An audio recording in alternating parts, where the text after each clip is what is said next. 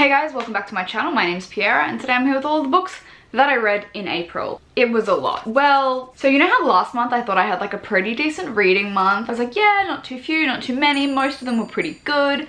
Hopefully next month will be better. And it was. I read a total of 14 books. Funnily enough, I have videos for most of them. I managed to also film whilst reading that many books. Wild, I know, isolation.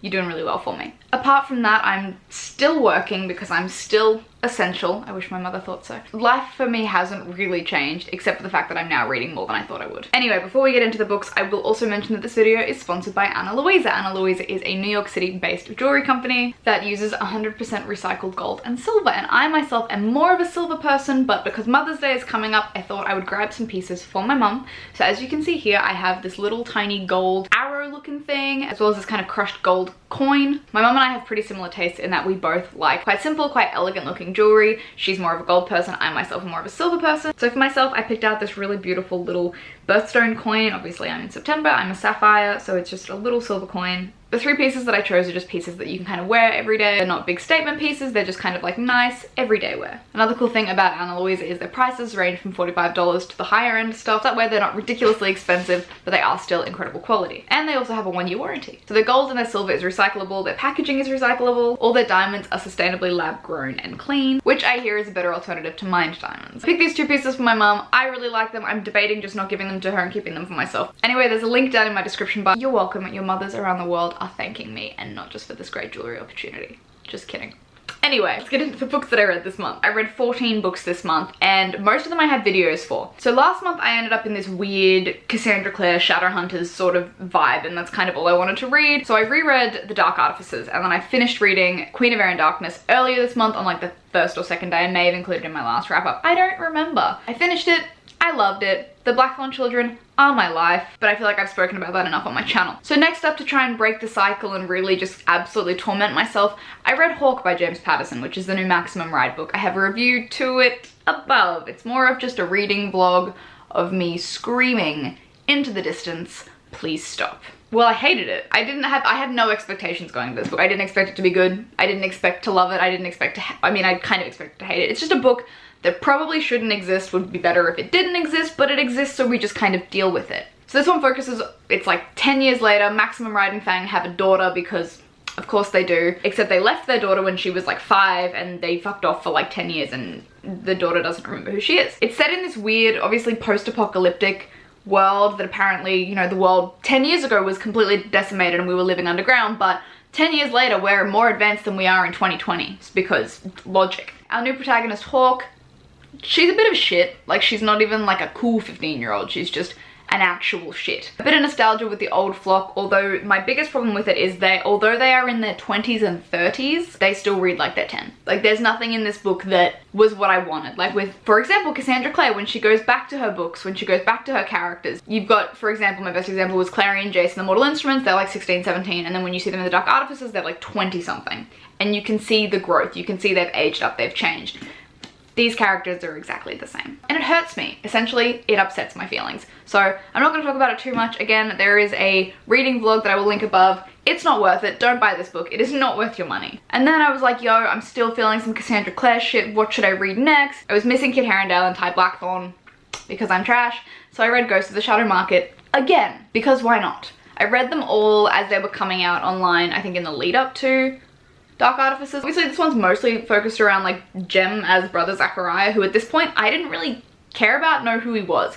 So I was just kind of hanging out for like the bits of Kit and Ty, the bits of other characters that we'd mentioned, and just kind of all of those interlinking threads that I really love through Cassandra Clare's books. I was happy with this. I'd also just read Chain of Gold, so I kind of knew more about that realm of character, like that age of characters. So I was feeling it. I was feeling good about it. Then I took the plunge. Somebody linked me to a video like 5 years ago when I was like, I will never read the Mortal Instruments. I read every single one of those books in 72 hours. A little bit earlier in the month, I had my wisdom teeth removed because I'm not sure if I mentioned, I've probably mentioned a million times, but I've had really bad jaw pain over the last like 4 months, and I thought some of it might be related to my bottom wisdom teeth because they were like really shit. So I got them out. Easily the most painful experience of my life because I had to get them fully conscious under gas because I couldn't afford to be hospitalized and anesthetized. So it was like an actual traumatic nightmare. But I have survived, much to the dismay of my enemies. So that was a nightmare.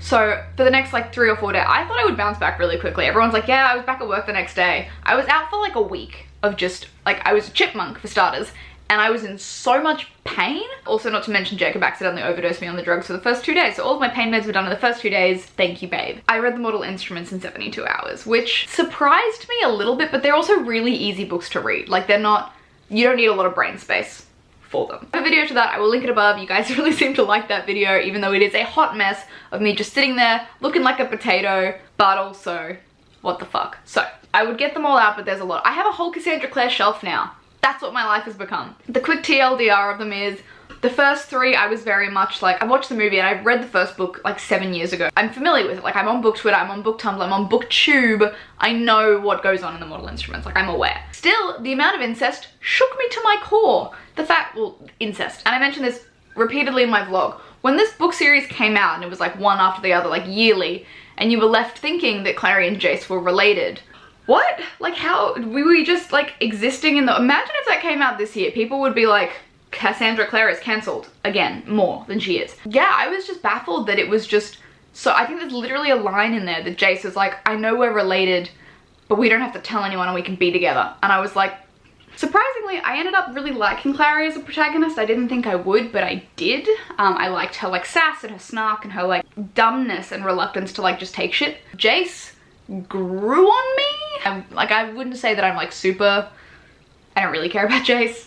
Like, yeah, his trauma sucks, but also like you're a moron for the amount of like, he was just so impressionable.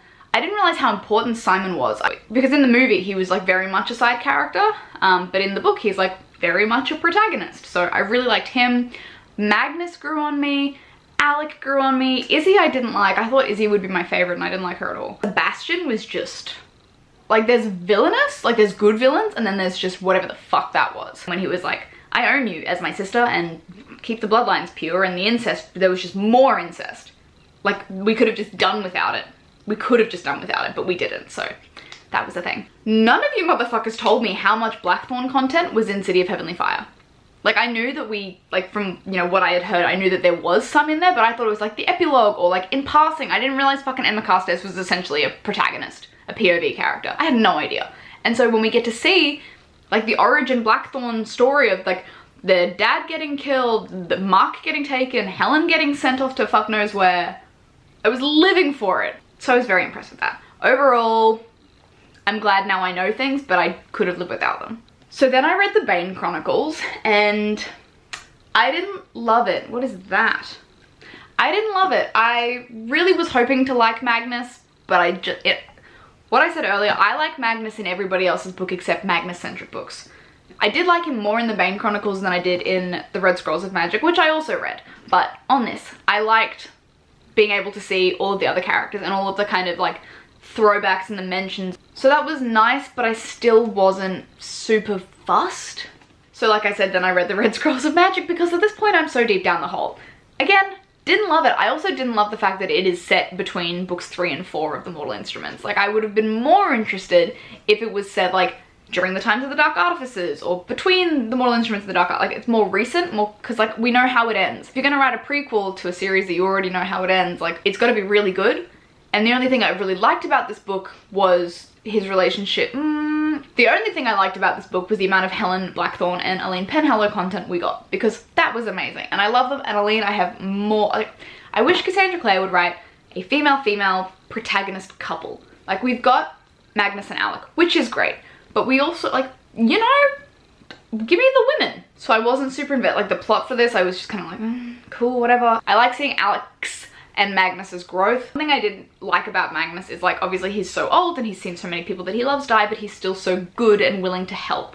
Like, there's the constant joke of, like, Magnus is always getting dragged into Shadowhunter business and always dragged in to clean up the mess, and I like that he's self-aware of that, but I like that Magnus has that goodness in him. Even though I swore I would never do it, you forced my hand, so I read The Infernal Devices, which I will have a video up later this week or next week, depending. I finished them. I'm done. And look, I tried The Infernal Devices a couple of years ago, didn't like it, read the graphic novels just so I could be aware of what was going on, didn't like it. Was resigned to just never reading them because I didn't really care about any of the characters, and the British period drama for me is a really hard sell in books. Like, I would love it TV and film, but it's really hard for me to read it. I read it after you told me to, and I hate that the villain was like machines. For like shadow hunters who hunt demons, it's very seldom demons. Like, it's demons in a body. The Dark Artificers, it was a warlock. In the Mortal Instruments, it was essentially other shadow hunters. Like, it's very rarely demons. So I wasn't super invested. I surprised myself with how much I ended up enjoying them. I really liked Jem in the books. Like, he was just a breath of fresh air in that he was just good. Just wholesome and good and wanted the best for everyone and was so loving. And like in YA fantasy, especially around the time that it would have been written, the bad boys were all the thing. Like the Will Herondales were like the cool thing. And Will Herondale for me didn't do it until he did it in the last book. Ooh. So I didn't care about Will Herondale. Like, I knew what his problem was, like with his curse and shit, but I didn't care about him.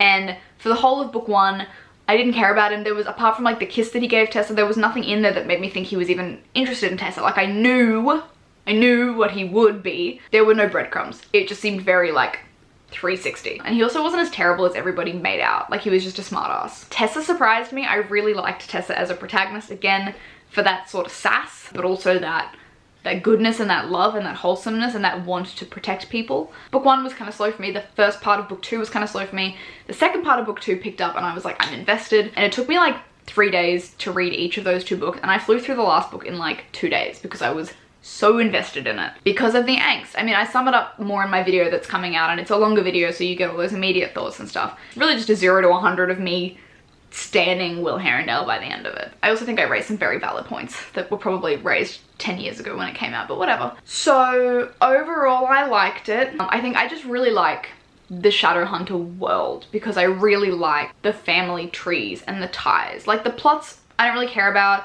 The world is, I mean, it's our world, so I don't really care about it, but I really love the friendships, the relationships, the family ties. But I read somewhere that someone said Cassandra Clare was a lazy writer because she's milking the Shadowhunter Chronicles and that she's constantly writing in this one world. But I personally, like, yeah, obviously, but also I personally think she's a very smart writer in the fact that she has so many fucking characters that have so many stories, and not one of them, like, there's very few of them that are like side characters. It's really intricate, and I'm sure there are obviously some discrepancies throughout the years. Like, you can't expect someone to get them right all the time. I find it really interesting that I'm constantly wanting to go, oh, that's that person, and oh, they married them, and oh, this is their kid, and this is a conversation they had years ago. And I really, that's what I like about the Shadowhunter Chronicles, because I'm now Shadowhunter's trash. And now I don't know what to do with my life. Because what do I do now? I'm going to reread Chain of Gold, because I can.